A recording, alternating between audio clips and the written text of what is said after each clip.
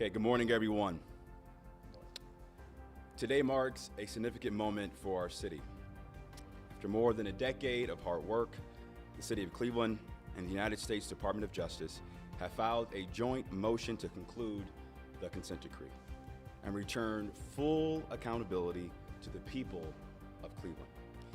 In 2015, Cleveland entered into this agreement during one of the most painful chapters in our city's history. Trust was broken. Our systems weren't where they needed to be, and our community demanded better. And for the last 10 years, that's exactly what Cleveland has done. Our residents showed up at community meetings and listening sessions through public comment. They shared hard truths.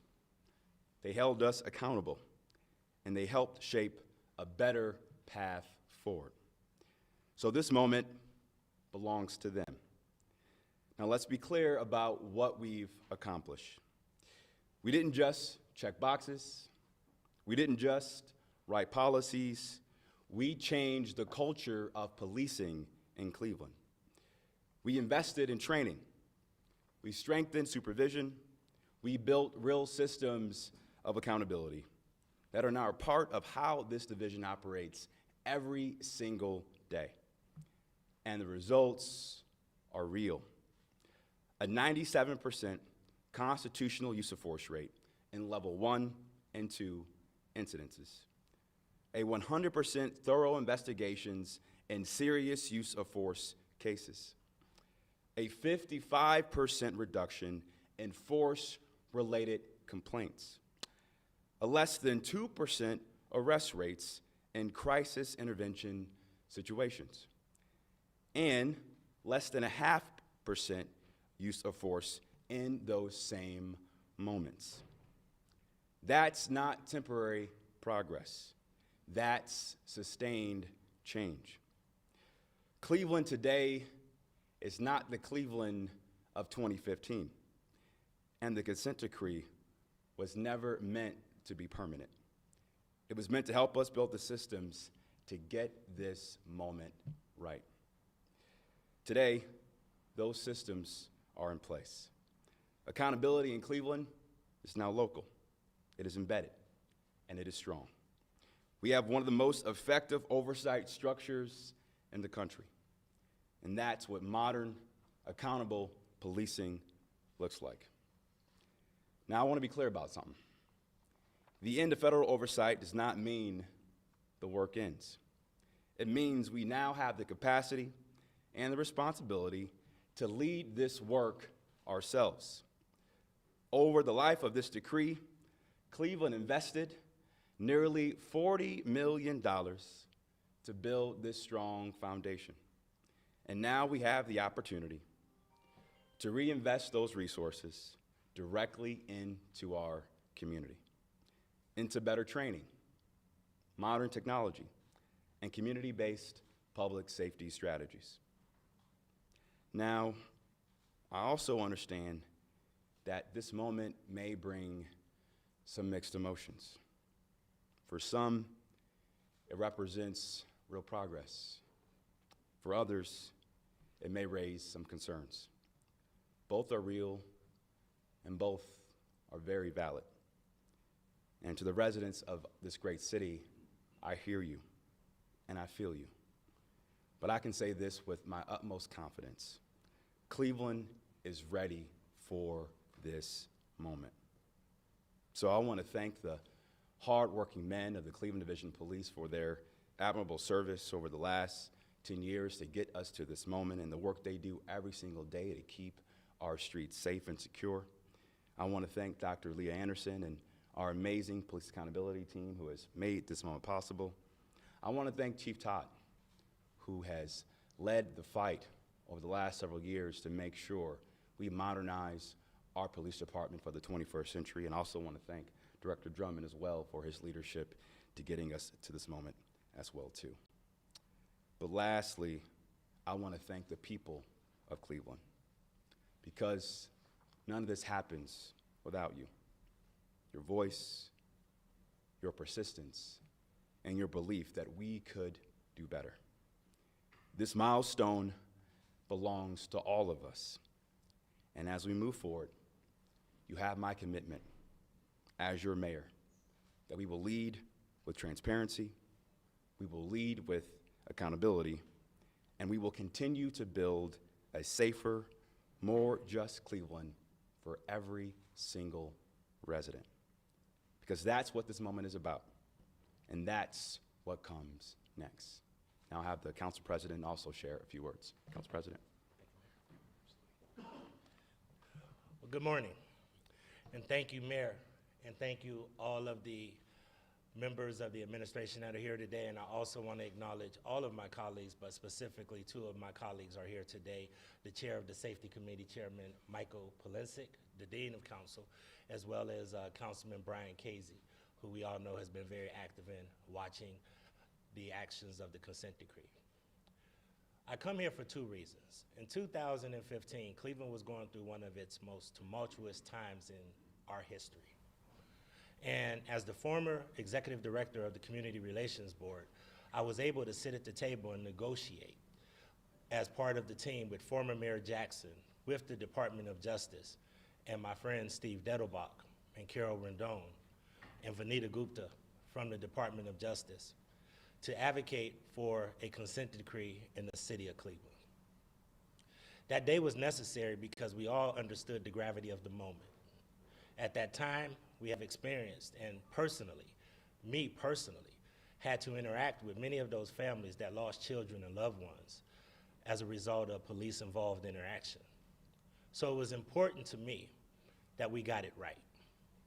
So here we are, almost 11 years later, and I'm proud to say, as council president for the city of Cleveland, I have filed an affidavit along with the city to request that we get out of the consent decree because we believe this community has put the guardrails in place with the support between the police and the community to effectively move forward to make Cleveland a safer city because of the partnership between the police and the community. We invested in a safer city. Many hands and people helped this happen, and I'd like to thank them because once again, throughout the years, we watched a lot of transition, but Cleveland as a city, even as this mayor and the former mayor made a transition, stayed committed to the consent decree. As the mayor said, we've had major shifts in the trajectory of the city of Cleveland that need to happen upstream and not downstream.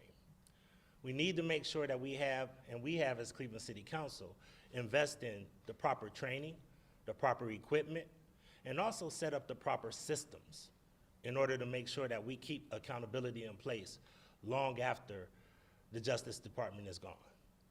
I believe we're still going to partner with the Justice Department even afterwards, just like Baltimore and New Orleans, in order to make sure that the changes that we put in place will continue. But as we move forward, it's time for us to command our own destiny and make sure that we control our own police department. It's time for us to govern on our own and determine our destiny and safety that the community has put in place for all of us to follow. We have better police-community relations because we were forced to face the reality that all of our systems failed many people and too many families in our community. Since then, Cleveland City Council, through the leadership of my colleague Stephanie House-Jones, has passed a law called Tanisha's Law to deal with crisis response in a responsible way with non-uniformed personnel. We have passed a budget, which we're in negotiations of budget right now. We're to the tune of approximately $6 to $8 million a year that we have dedicated through departments throughout the city of Cleveland, dedicated towards police reform and activities associated with the consent decree. The residents of the city of Cleveland passed issue 24, which is now section 115, and the police commission is now in place. So we're making progress, And it's time for us to invest our resources into our future and use some of these dollars to uplift our communities and have a better quality of life and health and wellness for the residents of the city of Cleveland. Ladies and gentlemen, the consent decree and the help of all of the people that you see with you right now has made Cleveland strong in some very broke places.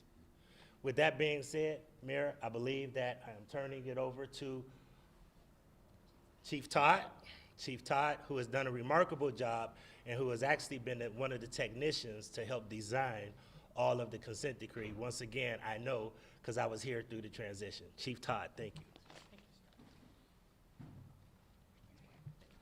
Good morning, everyone. So first, on behalf of the men and women of the Division of Police, I want to thank Mayor Bibb and the administration for the support. Thank Dr. Anderson and the Police Accountability Team for their guidance, and the Department of Justice and the monitors for the guidance over these years to get us where we are today. In the 26 years I've been a police officer, I can tell you this is a different division of police. I was here when the consent decree started.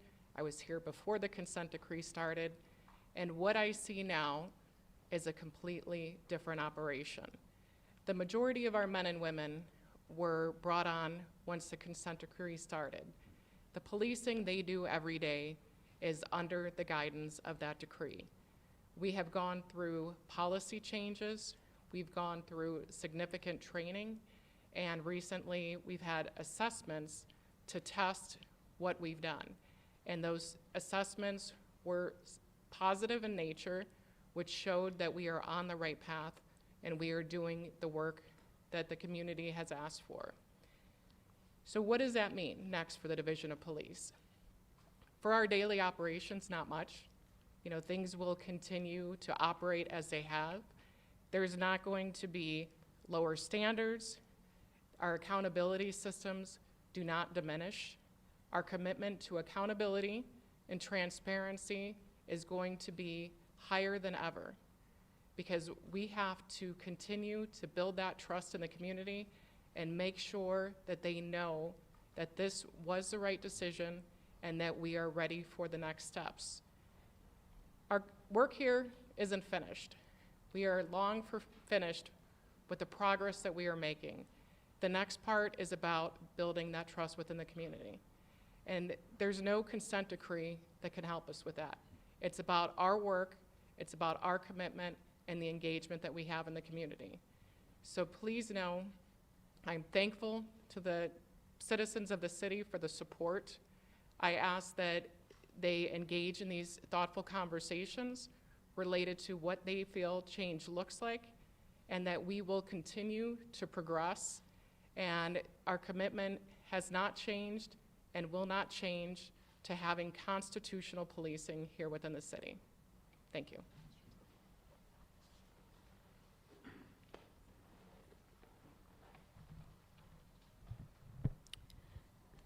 Cleveland residents have long demanded that policing be fair and accountable. I can speak confidently that constitutional policing is embedded in the city's broader police reform framework. Its purpose is to ensure that reform efforts are sustained, evaluated, and responsive to the people most affected by policing. Civilian oversight does not just exist in name, but in practice. In the city of Cleveland, we have community members who have exercised defined roles in policy review and discipline recommendations, namely through the Community Police Commission and the Civilian Police Review Board, who also handles discipline.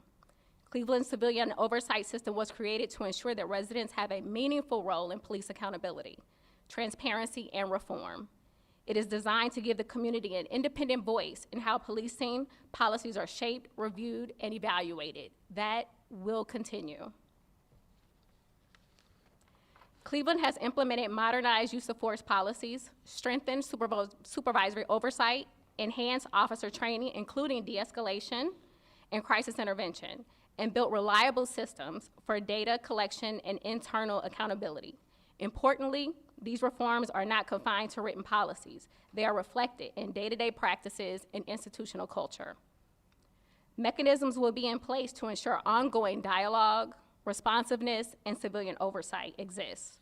These systems are essential to maintaining public trust and ensuring continued progress.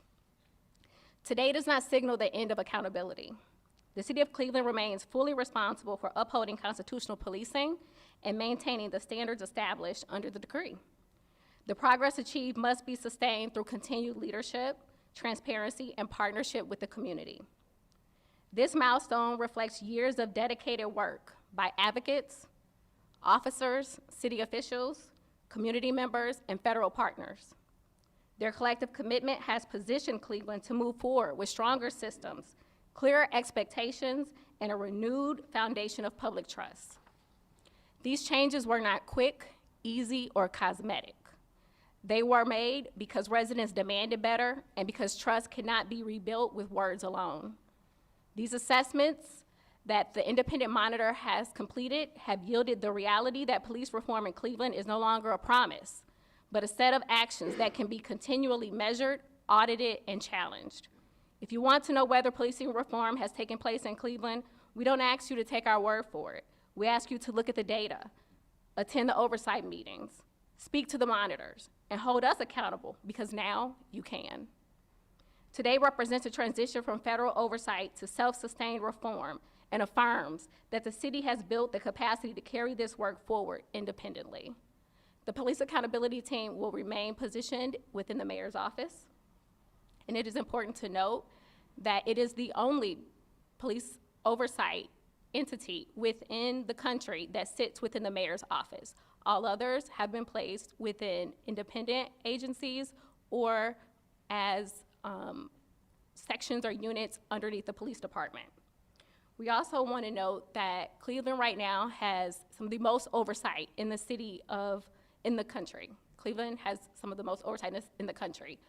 What we're gearing for and what we are having as a goal of ours is most effective oversight. Thank you.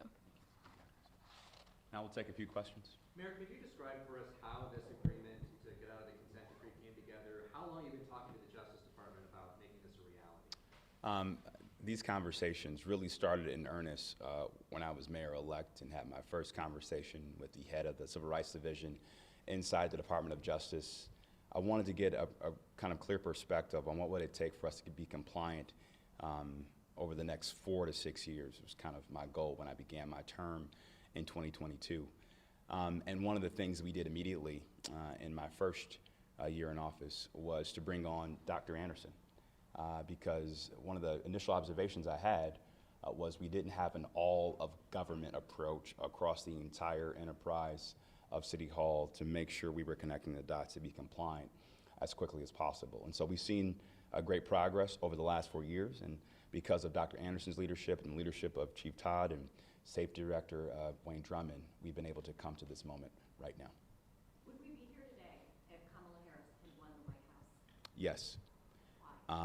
Regardless of who's in the White House, regardless of who's running the DOJ, we have set a foundation for reform, a foundation for progress. And we will continue to work with the monitor to make sure we sustain these reforms over time. I had a productive conversation with the monitor yesterday, and I've asked them to stay with us for at least a year to help us sustain these reforms over time in partnership with Dr. Anderson and the Police Accountability Team. And it's important that we continue to make the case as well to Judge Oliver about why now is the time for us to take back the reins of local control of our police department and make sure we sustain these reforms over time. Why should people in this community be confident that these reforms will stick? Well, I think Dr. Anderson mentioned it in her remarks. The data speaks for itself. When you look at the training and the protocols and how the culture has changed in our Department of Public Safety and across the Division of Police, we are not the same department that we were in 2015. And I think in many ways the consent decree was a blessing in disguise because it gave us the tools and the political will and the courage to do hard things. And the great work that we've done as a city over the last decade speaks to that progress and that great work. Sean? Mayor, how would you? Sean's next, then you, Ed. The last time we spoke, you said you had finished about 70% of the consent decree's goals. I think advisory policing, community-oriented are still there. Why ask to get out now I'll have Dr. Anderson and then Mark chime in on that one as well, too. Thanks. Sure, so it's very difficult to put a percentage on a document such as a consent decree. And when we talk about bias-free policing and we talk about community-oriented policing, community problem-oriented policing, we understand that we are still working with the Department of Justice through technical assistance with these areas. So we have just received technical assistance to continue on with community and problem-oriented policing through the DOJ COPS office. And we also will continue on with our community engagement efforts. We have just worked with Kent State to apply for a grant, an internal grant to the university to help us understand more about the community, help us understand more about community responsiveness. And to your question, right, a consent decree, the point of it is constitutional policing. Our assessments, crisis intervention, use of force, search and seizure, training, have all demonstrated that constitutional policing is in place. What's not in place? Bias-free policing. Yes, we understand that that's not in place because why? It's already embedded and institutionalized in the training, right? So it's not something that we're looking to situate within the city. It already exists. The other thing that we're looking for is community engagement. And one of the things that I can say about community engagement is that consent decrees, the consent decree has been here for 10 years, right? The community does not feel the change.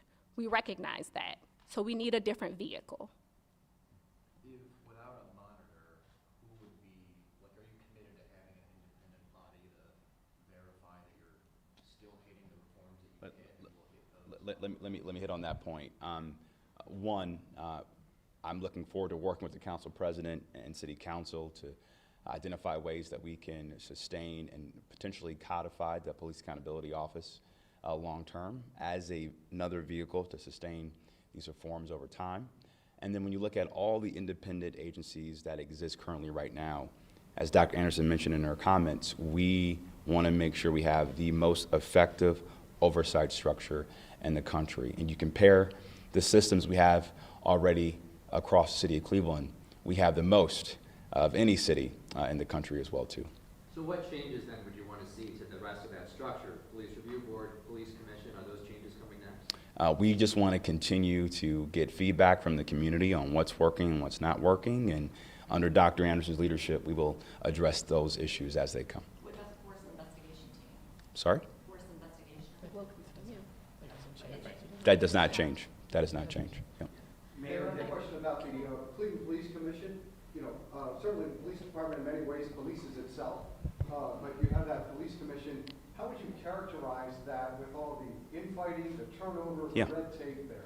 Well, with any brand new commission that was just started nearly 4 years ago, it's going to be a work in progress. But I will say, the current crop of commissioners and the new executive director, I have a lot of confidence, and I'm optimistic that they will continue to get up to speed and work with us to have pragmatic, common sense policies to continue to hold our police department accountable.